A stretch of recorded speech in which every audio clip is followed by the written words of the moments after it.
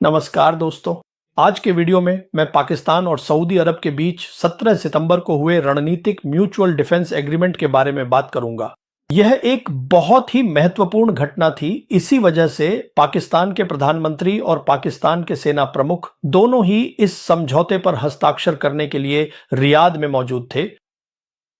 यह समझौता बिल्कुल वैसा ही है जैसा इसका नाम है और संक्षेप में इसका मतलब यह है कि एक पर आक्रमण दोनों पर आक्रमण माना जाएगा। इस समझौते को लेकर किसी भी तरह की कोई अस्पष्टता नहीं होनी चाहिए कि यह किस बारे में है।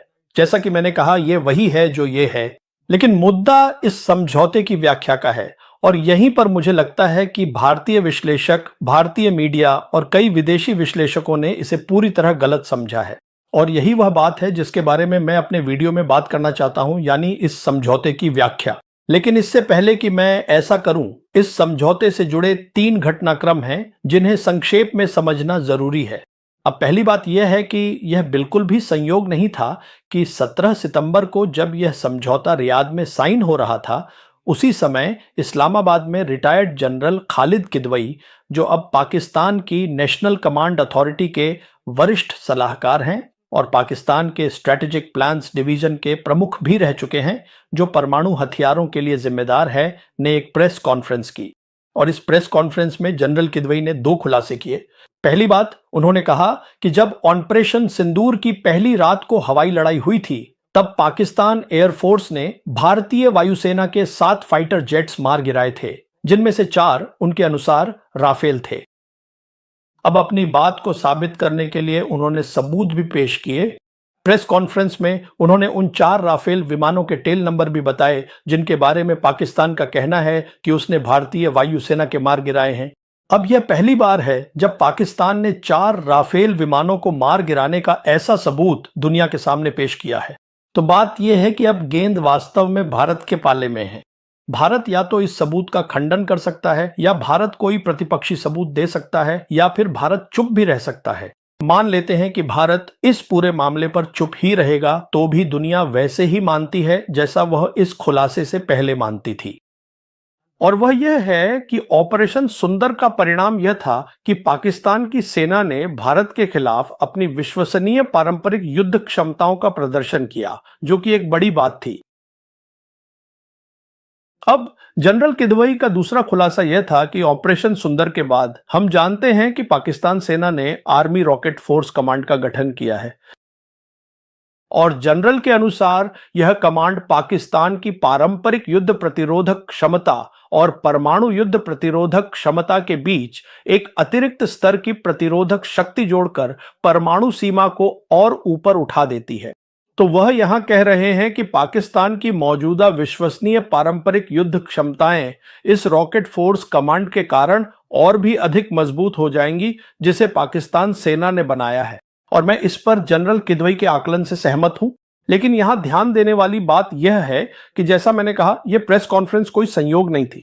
यह प्रेस कॉन्फ्रेंस इसलिए आयोजित की गई थी ताकि यह स्पष्ट संकेत दिया जा सके कि रियाद में जो समझौता साइन हो रहा था, वह असल में पाकिस्तान की पारंपरिक युद्ध क्षमताओं के बारे में था। जनरल किदवई ने पाकिस्तान के परमाणु हथियारों का कोई उल्लेख नहीं किया, बल्कि उन्होंने कहा कि आर्मी रॉकेट फोर्स कमांड की स्थापना परमाणु सीमा स्तर को बढ़ाएगी, न कि उसे कम करेगी। अब मैं अपने दूसरे बिंदु पर आता हूं, जो मेरे पहले बिंदु से जुड़ा हुआ है। मुझे इसमें कोई संदेह नहीं है कि ऑपरेशन सुंदर में पाकिस्तान के प्रदर्शन की वजह से ही पाकिस्तान सेना प्रमुख फील्ड मार्शल आसिफ मुनीर को 18 जून को व्हाइट हाउस में राष्ट्रपति ट्रंप द्वारा लंच के लिए आमंत्रित किया गया था। अब देखिए, राष्ट्रपति ट्रंप की समस्या यह है कि मध्य पूर्व एक अत्यंत अस्थिर क्षेत्र है, बेहद अप्रत्याशित है, और राष्ट्रपति ट्रंप इस क्षेत्र में अमेरिका की विदेश नीति पर बिल्कुल भी नियंत्रण नहीं रखते। यह कोई रहस्य नहीं है कि मध्य पूर्व में अमेरिका की विदेश नीति इजराइल ही चलाता है, और इसीलिए राष्ट्रपति ट्रंप के लिए यह जरूरी है कि वे इजराइल की चाल से आगे रहें। इसका मतलब यह है कि जो कुछ भी इजराइल करता है, और निश्चित रूप से वह यह सब अमेरिकी सेना के समर्थन से कर रहा है, लेकिन राष्ट्रपति ट्रंप इसे नियंत्रित नहीं कर सकते। कम से कम मध्य पूर्व में तो ऐसा ही लगता है। तो जो कुछ भी इजराइल करता है, ट्रंप को उससे एक कदम आगे रहना होगा, ताकि अगर वे खुद को एक शांति प्रिय राष्ट्रपति के रूप में मान्यता दिलाना चाहते हैं, तो उन्हें इजराइल द्वारा पैदा किए गए संकट को जल्द से जल्द शांत करने का कोई रास्ता निकालना चाहिए। यह सुनिश्चित करें कि यह किसी पूर्ण युद्ध या बड़े युद्ध में वृद्धि न करे। तो इस संदर्भ में मुझे विश्वास है कि अन्य बातों के अलावा ट्रंप ने आसिफ मुनीर से बात की होगी। उन्होंने आसिफ मुनीर से मध्य पूर्व और खासकर ईरान के बारे में उनका आकलन लिया होगा, क्योंकि मध्य पूर्व और विशेष रूप से ईरान पर आकलन देने के लिए पाकिस्तान के शीर्ष नेतृत्व से बेहतर कोई देश नहीं हो सकता। तो उन्होंने वह आकलन जरूर लिया होगा और मुझे यह भी विश्वास है कि यही वह बात थी जिसने ट्रंप को वास्तव में समस्या को शांत करने या उस युद्ध को बहुत जल्दी समाप्त करने में मदद की जो इजराइल ने ईरान पर थोपा था। इसीलिए जहां तक ट्रंप का सवाल है, वह निश्चित रूप से पाकिस्तान के नेतृत्व से नियमित रूप से आकलन लेना चाहेंगे और वह खुद पाकिस्तान के नेतृत्व से नियमित रूप से बात नहीं कर सकते। तो ट्रंप ने जो रास्ता निकाला है वह यह है कि उनके करीबी विश्वास पात्र सरगेई घोर को दिल्ली में अमेरिका के राजदूत के रूप में नामित किया गया है। साथ ही दक्षिण और मध्य एशिया के लिए विशेष दूत की अतिरिक्त भूमिका भी दी गई है। अब इस भूमिका में घोर को पूरी आजादी है कि वह पाकिस्तान यात्रा करें, वहां के नेतृत्व से मिले और यह समझें कि मध्य पूर्व में क्या हो रहा है और फिर वह जानकारी सीधे अपने बॉस राष्ट्रपति ट्रंप को दें। साथ ही हम जानते हैं कि पाकिस्तान अमेरिका की सेंट्रल कमांड का हिस्सा है। यहां तक कि सेंट्रल कमांड के पाकिस्तान की सेना के साथ संबंध और भी मजबूत हो जाएंगे, क्योंकि खुद यूएस सेंटकॉम भी यह जानना चाहेगा कि मध्य पूर्व में हालात कैसे बन रहे हैं या आगे क्या होने वाला है, क्योंकि अमेरिका के पास मध्य पूर्व में 1 दर्जन से अधिक सैन्य ठिकाने और 30,000 से ज्यादा सैनिक तैनात हैं। और हमने देखा कि जिसे पहले उसकी प्रतिरोधक क्षमता कहा जाता था, वही वहां तैनात सैनिक इजराइल ईरान युद्ध के दौरान उसकी कमजोरी बन गए और मैंने इस पर एक वीडियो भी बनाया है। तो जाहिर है कि अमेरिकी बहुत चिंतित होंगे। वे पाकिस्तान की सेना से त्वरित आकलन और ताजा अपडेट्स जानना चाहेंगे और खासकर जीसीसी देशों के लिए, जो 6 सदस्य देश हैं जिनमें सऊदी अरब सबसे बड़ा देश है। और जीसीसी के इन सभी 6 देशों में अमेरिकियों के अपने एयरबेस उनके सैन्य अड्डे हैं। और जहां तक कतर की बात है, अमेरिकियों का सेंटकॉम का एडवांस्ड हेडक्वार्टर कतर में है। दूसरे शब्दों में कहें तो जीसीसी के ये सभी 6 देश अब तक अमेरिकी सुरक्षा पर निर्भर हैं। लेकिन जाहिर है वे यह भी देख रहे होंगे कि ट्रंप अपने मध्य पूर्व की विदेश नीति पर नियंत्रण में नहीं है और इजरायली बेकाबू हो गए हैं। वे मध्य पूर्व में पूरी तरह उन्मादी हो गए हैं और वे एक के बाद एक देश पर हमला कर रहे हैं। तो वे ये सुनिश्चित नहीं कर सकते कि अमेरिकी उन्हें कितनी सुरक्षा प्रदान कर सकते हैं, लेकिन इस विषय पर थोड़ी देर बाद और बात करेंगे। लेकिन यहां जो बात कहनी है वह यह है कि जहां तक पाकिस्तान का सवाल है, पाकिस्तान और अमेरिका के बीच आज एक रणनीतिक संबंध है। इसी वजह से राजनीतिक स्तर पर भी और सैन्य स्तर पर भी अमेरिकी लगातार पाकिस्तानियों की सलाह, राय और आकलन चाहते हैं। तो यह एक रणनीतिक संबंध है जो बनाया गया है और यह सब ऑपरेशन सिंदूर की वजह से है। अब जहां तक चीन का सवाल है, चीन को बिल्कुल भी कोई समस्या नहीं होगी अगर पाकिस्तान की ओर से अमेरिकियों को अच्छे आकलन दिए जाएं। क्यों? क्योंकि खुद चीनी भी मध्य पूर्व में शांति चाहते हैं। उन्होंने वहां बहुत निवेश किया है। असल में मध्य पूर्व बहुत दिलचस्प है। यह एक अस्थिर क्षेत्र है और साथ ही अमेरिकी मध्य पूर्व में चीन के साथ प्रतिस्पर्धा नहीं देखते। यही कारण है कि अमेरिका ने व्यापार, बुनियादी ढांचा निर्माण, ऊर्जा संक्रमण में चीन की बढ़ती भूमिका को चुनौती नहीं दी है। अब मैं विशेष रूप से सऊदी अरब की बात कर रहा हूं, उस समझौते के संदर्भ में जो हस्ताक्षरित हुआ है। तो अमेरिकियों को चीन की बढ़ती भूमिका से कोई समस्या नहीं है, क्योंकि जिन क्षेत्रों की मैंने अभी बात की उनमें उनका चीन से कोई मुकाबला नहीं है, इसलिए वे वहां से दूर ही रहते हैं। और जहां तक चीन का सवाल है, चीन ने कभी भी मध्य पूर्व में अमेरिका के प्रभुत्व और सुरक्षा को चुनौती नहीं दी है। चीन एकमात्र महाशक्ति है जिसकी मध्य पूर्व में एक भी सैन्य छावनी नहीं है और वहां उसकी कोई भी सेना नहीं है। तो यहां कोई हितों का टकराव नहीं है। तो इसके अलावा जहां तक चीन का सवाल है, चीन ने कुछ सकारात्मक काम किए हैं। उदाहरण के लिए हमने देखा कि चीनियों ने ईरानियों और सऊदियों को बीजिंग में मेल मिलाप के लिए एक साथ लाया और चीनियों ने 14 फिलिस्तीनी समूहों को भी बीजिंग में एक साथ लाया। तो ये सब क्षेत्र में स्थिरता में योगदान देता है और जाहिर है कि ट्रंप इससे नाखुश नहीं हो सकते जो जो चीनी लोगों ने किया है। जहां तक सऊदी लोगों की बात है, आज के सऊदी लोग महत्वाकांक्षी हैं। उनके पास 2030 का एक विजन प्लान है जिसमें वे यह देख रहे हैं, वे समझते हैं कि तेल हमेशा के लिए नहीं रहेगा, इसलिए वे पुनः औद्योगिकरण की ओर देख रहे हैं। वे नई उम्र की तकनीकों के आगमन की ओर देख रहे हैं और निश्चित रूप से जहां तक तकनीकों की बात है, अभी नहीं, लेकिन मेरी राय में जल्द ही तकनीकों में प्रतिस्पर्धा होगी, न केवल सऊदी अरब के लिए बल्कि जीसीसी के सभी 6 सदस्य देशों के लिए, अमेरिका और चीन के बीच। लेकिन यह एक पूरी तरह से अलग विषय है। तो यहां मुद्दा यह है कि सऊदी लोग अब तक सुरक्षा के लिए अमेरिकियों को चाहते थे और वे चीनियों को चाहते हैं, क्योंकि अन्य बातों के अलावा चीन उनका सबसे बड़ा तेल बाजार है और वे रूसियों को चाहते हैं क्योंकि रूस ओपेक का सबसे महत्वपूर्ण साझेदार है। यह कहने के बाद आदर्श रूप से सऊदी अरब इन सभी महाशक्तियों से स्वतंत्र होना चाहेगा, लेकिन स्पष्ट रूप से यह संभव नहीं है। अब सुरक्षा के मुद्दे पर आते हैं। जैसा कि मैंने कहा, सऊदी अरब और सभी जीसीसी देश अब इस बात को लेकर आश्वस्त नहीं हैं कि अमेरिकी कितनी सुरक्षा प्रदान कर सकते हैं, और हम जानते हैं कि सऊदी और पाकिस्तानी के बीच लंबे समय से रक्षा सहयोग रहा है। मुझे इसकी विस्तार से चर्चा करने की आवश्यकता नहीं है।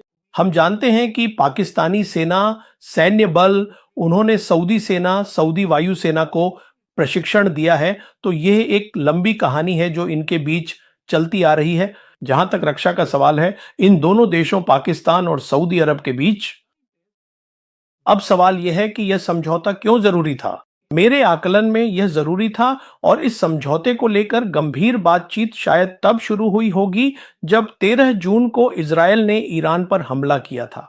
उस समय सऊदी अरब के लिए यह काफी हो गया था और उन्होंने इस समझौते के लिए पाकिस्तानियों के साथ गंभीर सौदेबाजी शुरू कर दी होगी। अब यह समझौता यहां तक कि राष्ट्रपति ट्रंप को भी इससे कोई समस्या नहीं होगी।